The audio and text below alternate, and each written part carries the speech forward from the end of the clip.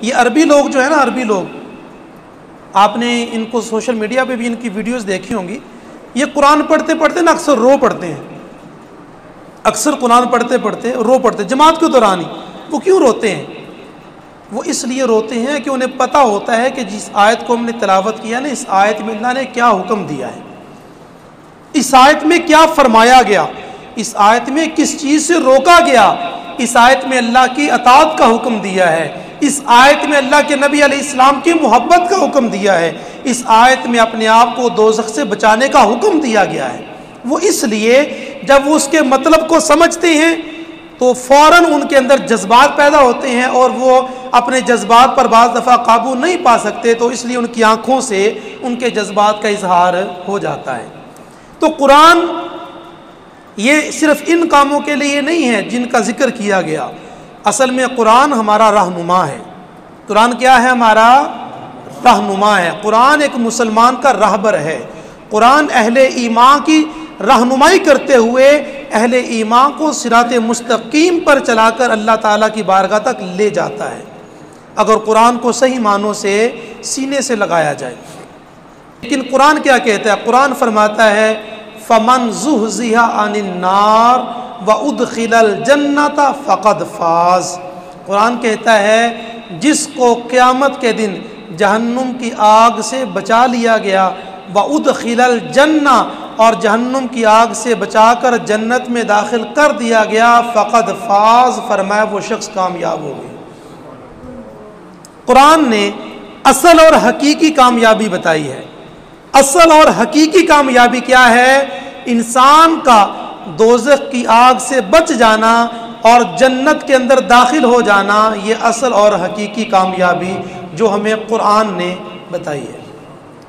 بہت سارے مقامات پر اللہ تعالیٰ نے کامیابی کا ذکر کیا، فرمایا ان الذین آمنوا وعملوا الصالحات، بے شک وہ لوگ جو ایمان لائے، جن کو ایمان نصیب ہوا، وعملوا الصالحات، اور اس ایمان لانے کے بعد انہوں نے اپنی زندگی نیک کاموں میں گزاری، لہم جنات تجری من تحتها الانہار، فرمایا ان کے لیے اللہ تعالیٰ نے باغات تیار کیے ہیں جن کے نیچے نہریں جاری ہیں، ذالک الفوز الکبیر، فرمایا ایمان نصیب ہونا، زندگی نیک کاموں میں گزرنا، اور اس کے بعد اللہ کی طرف سے انعام کے طور پر جنت کا مل جانا، ذالک الفوز الکبیر، یہ ایک مسلمان کے لیے بہت بڑی کامیابی ہے۔ ایک ہوتا ہے کامیابی، ایک ہوتی ہے بہت بڑی کامیابی۔ سنا ہے نا الیکشن میں کہتے ہیں جی ہمارے ایم این اے صاحب نے بڑی لیڈ ماری ہے، کامیاب تو ہوئے ہی ہیں لیکن بہت زیادہ ووٹ لے کر کامیاب ہوئے ہیں۔ ایک ہوتا ہے کامیاب ہونا، ایک ہوتا ہے پوزیشن آ جانا، آپ کی 3rd پوزیشن آ گئی، 2nd آ گئی، 1st پوزیشن آ گئی، آپ A+ گریڈ میں چلے گئے، کامیاب بھی ہوئے اور بہت اعلیٰ طریقے سے کامیاب ہوئے۔ تو فرمایا ایمان نصیب ہو جانا، زندگی نیک کاموں میں گزرنا، اور اس کے بعد اللہ کی طرف سے جنت کے باغات مل جانا، یہ مسلمان کی صرف کامیابی نہیں بلکہ ایک ایمان والے کی بہت بڑی کامیابی ہے۔ یہ قرآن ہمیں بتاتا ہے کہ حقیقی کامیابی کیا ہے۔ لا یستوی اصحاب النار و اصحاب الجنہ، قرآن کہتا ہے اہل دوزخ اور اہل جنت یہ کبھی بھی برابر نہیں ہو سکتے۔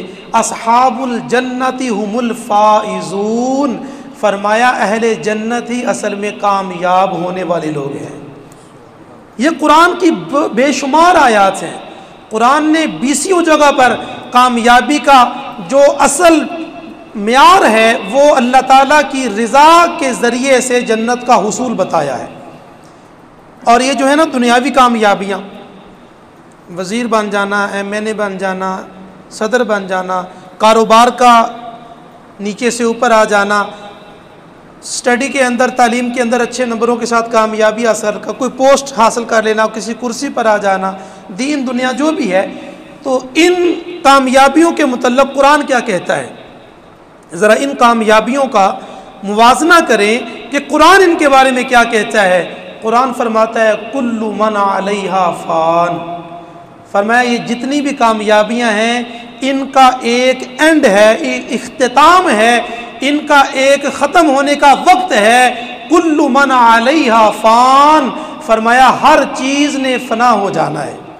صدر کتنی دیر کے لیے آتا ہے؟ 5 سال کے لیے، کسی جگہ پر 2 سال کے لیے، کسی جگہ جتنا ان کا ایک سسٹم ہے جمہوریت کے اندر، ایک ٹائم پیریڈ ہے، کسی کا 2 سال کا ہے، کسی کا 3 سال کا، کسی کا 5 سال کا، جو بھی ایک سسٹم ہے اس کے اندر۔ تو 2 3 4 5 سال کے بعد وہ بندہ فارغ ہے، ختم ہوگی اس کی کرسی، اس کی کامیابی کہاں گئی؟ اس کی کامیابی کہاں گئی؟ لیکن جو لوگ اصل کامیاب ہوتے ہیں، جن کو حقیقی کامیابی اللہ کی طرف سے ملتی ہے، جب وہ جنت کے اندر جائیں گے نا تو فرمایا خالدین فیہا ابدا، وہاں پر وہ 2 3 5 10 سال 20 100 سال کے لیے نہیں، فرمایا وہ وہاں پر رہیں گے، ایسی زندگی گزاریں گے کہ وہاں پر ان کی زندگی ختم ہی نہیں ہوگی۔ وہ ایسی کامیابی ہے جس کامیابی کا اختتام ہے ہی نہیں، جس کامیابی کا اینڈ ہے ہی نہیں، جس نے ختم ہونا ہی نہیں۔ اللہ کے نبی علیہ السلام ایک صحابی رسول ساتھ ہیں، حضور علیہ الصلوۃ والسلام سمندر کے کنارے تشریف لے کر گئے تو حضور علیہ الصلوۃ والسلام نے اپنی انگلی مبارک کو پانی کے اندر ڈبویا، پانی کے اندر ڈبونے کے بعد باہر نکالا اور اپنے غلام سے پوچھا، فرمایا دیکھ رہے ہو؟ جی حضور۔ فرمایا اس پانی کا جو میری انگلی کے ساتھ لگا ہے 1-2 قطرے، اس قطرے کو اس سمندر کے ساتھ کتنی نسبت ہے، کتنی نسبت ہے؟ وہ ہے نا ناشری بھی تو کجا من کجا، آقا آپ کہاں ہم کہاں ہیں، تو کتنی نسبت ہے؟ 2 قطروں کو اتنے بڑے سمندر سے کیا ان کا مقابلہ کیا جا سکتا ہے؟ عرض کی حضور کچھ بھی نہیں ہے۔ فرمایا اس دنیا کو قیامت کے بعد جو زندگی آنی ہے اس زندگی سے اتنی بھی نسبت نہیں ہے، اتنا بھی مقابلہ نہیں ہے، اتنا بھی نہیں ہے۔ لیکن قرآن فرماتا ہے بل تؤثرون الحیات الدنیا، فرمایا لوگو تم تو دنیا کی ہو کے رہ گئے ہو، تم نے تو سب کچھ دنیا کو ہی سمجھ لیا ہے۔ ہم سمجھتے ہیں یہی کامیابی ہے، بس یہ ہے تو سب کچھ ہے۔ ہم سمجھتے ہیں اگر ہم نے دنیا کے اندر ایک سٹیٹس بنا لیا، ایک مقام بنا لیا، بس اب ہم چونکہ ایک مقام پر پہنچ گئے ہیں اب سب کچھ ہمارا ہے۔ یار اس نے تو ختم ہو جانا ہے۔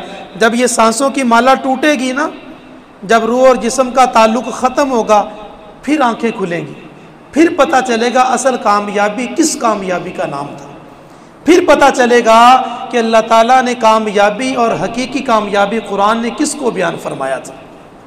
تو یہ ساری چیزیں وہ ہیں جن کو قرآن کے ذریعے سے ہم نے سوچنا ہے اور اس پر غور و فکر کرنا ہے، اور ان چیزوں پر غور و فکر کر کے ہم نے ان پر عمل کرتے ہوئے اپنے اللہ کی رضا کے لیے زندگی گزارنے کی کوشش کرنی ہے۔ ایک کامیاب مسلمان وہ ہے جو زندگی اس انداز میں گزار کے جائے کہ اس کو اس دنیا میں بھی سکون ملے، اس دنیا میں بھی عزت کی زندگی ملے، اور جب اس دنیا سے جائے تو اس دنیا سے جانے کے بعد بھی اللہ تعالیٰ اس کو اگلی زندگی میں بھی سکون اور عزت عطا فرمائے۔